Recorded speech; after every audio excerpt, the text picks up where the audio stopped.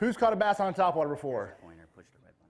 Okay, that's good. Now, if you can't get excited when a fish comes up and eats a topwater, then like I said, you shouldn't be fishing this sport. You know, it's my favorite way to fish. It's one of those things that, you know, since I was a little kid, you know, 4 or 5 years old, going down to the pond, throwing a, you know, original Rapala floater and jerking that thing down there and let it float up to the top and that fish come up there and blow up on it. I mean, it's that excitement that I still get, you know, when a fish comes up and eats a topwater. But, you know, we're going to go a little bit more in depth today. You know, probably one of the baits that, you know, or the group of baits that I probably have caught the majority of my tournament fish on and won a lot of money on has been a topwater bait. And, you know, a lot of people ask me certain things like, hey, when do you throw this topwater? When do you throw that topwater? Well, today I'm going to talk about my favorite, you know, 4 topwaters, when I throw them, why I throw them, and break those down like that, you know. Water versatility. People don't think about, you know, I throw a topwater probably, I would say 9 to 10 months out of the year. There's times where I've caught bass on a topwater as cold as 48 and as warm as, you know, 100 degrees. But understanding what's going on, I mean, with a topwater, when it's productive, why it's productive. One of the biggest false truths out there is that everybody talks about that bass will bite a topwater bait really well when it's cloudy, but when that sun comes up, I've had days when that's the deal. That sun gets up, the wind gets going. People are like, oh, you got to put the topwaters away when that sun gets out. No, a lot of events, actually a lot of the events in the summertime, I'm always throwing a topwater, always throwing a topwater, throwing it all day long a lot of times, especially the Forestwood Cup. The last few years, it's been a staple in my box. And I'm going to talk a little bit about a summertime tactic that I use that's become very, very popular and go in depth on what goes down. Prop baits, okay. Like we said, bluegill beds. The key is, one of the things, you know, it's great for a lot of different things. On the next slide, we'll talk about it. Obviously, I catch a lot of fish in the fall, Kentucky Lake, grass flats, you know, and also really a great bait during the spawn. It's a really great bait during the spawn when you have a place where it's an old grass flat, you can't see those bass, and you can't see those bass spawning, but you know they're, you know, 1 to 2 foot of water.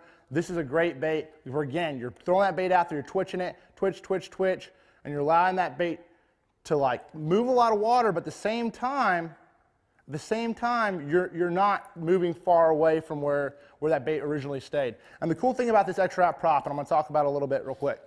This is the bait, this is the prop bait of my choice. Okay, now this is the one that I throw 80% of the time. I'm going to start every time I'm picking up a prop bait, I'm going to start with the extra wrap prop. And you ask why? Of course, I'm sponsored by Rapala, but this prop bait is very special, and this is why.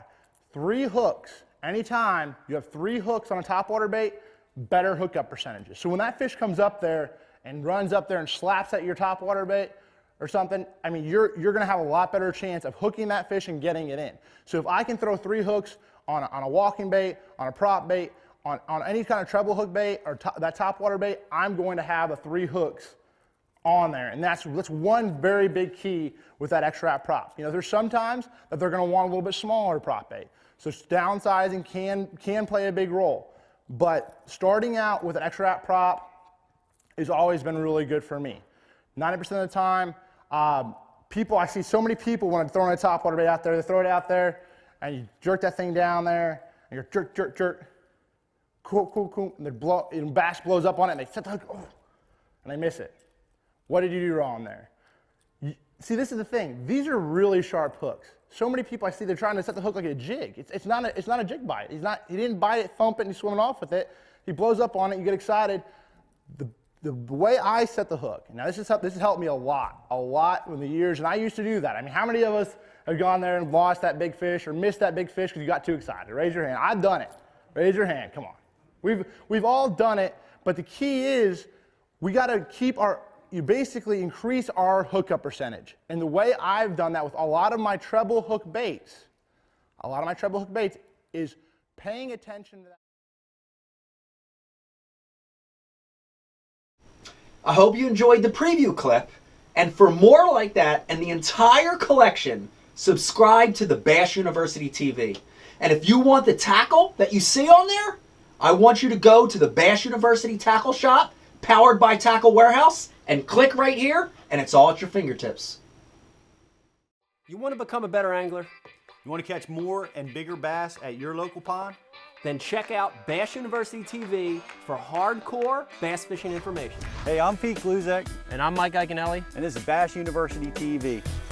Welcome to Bass University TV, an online video training course where you'll learn champion bass fishing techniques from pro anglers Pete Gluzek, Mike Iaconelli, and their talented special guests. Everywhere I go in the country, I'm trying to use these techniques because I catch big fish that way. From on the water to in the classroom, We want to use that bait to help make that area even smaller and really find that sweet spot. you'll learn sound techniques and strong fundamental bass fishing skills. You want something that's got a nice limber action, that's going to allow you to build pressure and keep those hooks pinned against that fish's mouth. Watch hours of video content on multiple topics at your own pace for a low monthly fee. Cancel at any time. Hold on, because you're going to catch some big fish. Information is power in the sport of fishing, so learn from the very best. That's a key theory in all of fishing. Subscribe to Bass University TV today. Man, does it trigger a lot of strikes.